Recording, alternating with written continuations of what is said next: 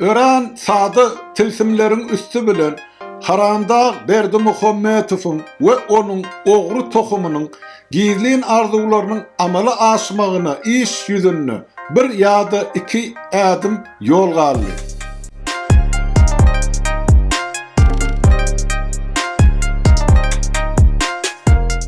Serdar Miskin Sokor'un Türkmenistan'ın siyasi ve iktisadi taydan in esası regionu bolan Ahal velayetini koşadırnak içinde kocayin edilip bellenmevi ve bu vakanın izyani Aşgabat City deyilip adlandırılan Ören Atet Kuruluşuk proyektinin Serdar'a padişahlık sowgaty hökmünde berilmegi Ören sazlaşıklı edilen iş bolupdur.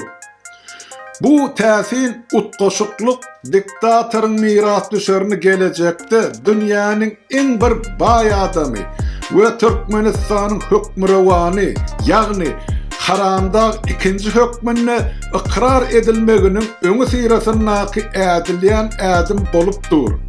Inni tutuş döwlet diýdim zor diktatorun jübüsünde diýip aýtsak öte geçmeriz. Elbette Aşgabat City'nin kuruluşu kımmatı Müsürdäki Täze Kair adlı 45 milyar dolarlık proyekte meňzeş ya da onunla has kımmat kuruluşuklaryň toplumundan ibarat bolup biler.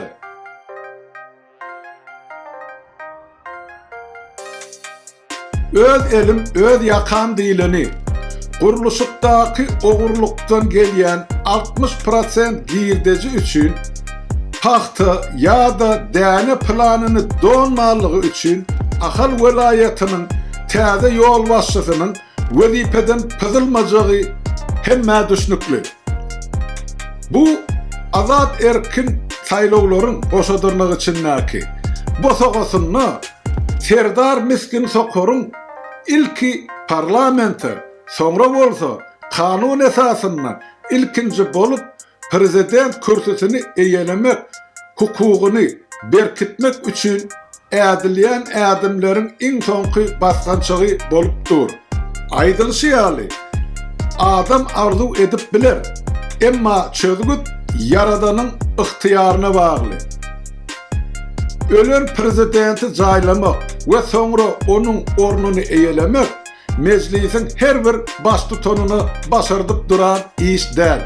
Haramdagyň hut özü köşk agdyrylşygy esasyna häkimeti basyp alanady. Harambaşy döwründe meclise baş tutan bolan we Niýazow ölensen täze saýlawlary çelli prezident bolmaly Öwezgelli Ataýew urtup suud edilip türme tutsaqlygyndan sonra häzirki wagt hakimliğin çağalar bağına satçı bolup işleyen. Şu sebeplere göre de Haramda Berdimuhammetov'un şahsı lukmanının kimligi barada millette ören uly gyzyklanma var.